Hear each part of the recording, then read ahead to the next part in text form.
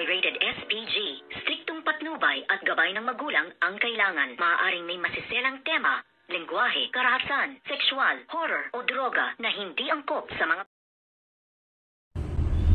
Good morning mga kachikas and welcome sa aking munting channel. Alalang-alala nga itong si Libby dito nga sa kalagayan ngayon nitong ngang si Princess dahil nga sa sinabi nitong ang kanyang Mami Divina na kinakailangan lang nga daw mawala sa kanilang landas itong ngang si Princess at dito nga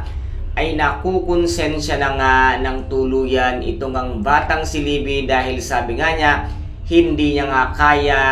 na may mangyaring masama dito nga kay Princess. Mabuti naman at naisipan mo yan, Libby, na kahit minsan ay maging isang mabuti kang tao at isipin mo rin ang kapakanan ni Princess dahil ni minsan ay wala namang ginawang pangit or masama sa'yo. Ito ngang si Princess bagkus nagparaya pa nga siya kay Savior para nga lang hindi mo na gawin ang dati mong ginawa na magpakamatay kung kaya't dito nga ay sinundan nito ngang si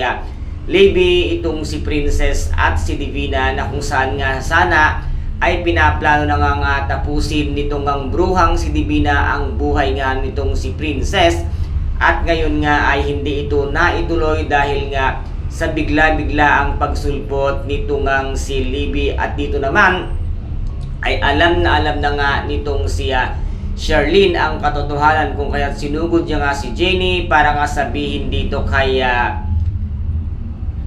Jenny ang katotohanan na kung saan daw naroroon ang kanyang anak na si Princess at ngayon nga ay pinaghahanap niya na ito at dito nga ay nasaktan niya ng husto itong ngang si Jenny na hindi niya alam halos ang kanyang gagawin at ngayon ay takot na rin siya sa maaaring gawin nga nitong si Charlene dahil sa isang kambat lamang ito ay maaari nga sila nga maikulong at bumalik nga sa kabuloso itong ang bruhang si Divina. Kaya guys, napakarami po nating mga dapat abangan sa mga susunod na episode dito nga sa Prinsesa ng City Jail. Kung nagustuhan po ninyo ang aking videos for today, paki-subscribe na lamang po ng aking channel, paki-like and share para maging update kayo sa lahat ng gagawin kong videos. Maraming salamat po. Ingat, God bless and bye-bye.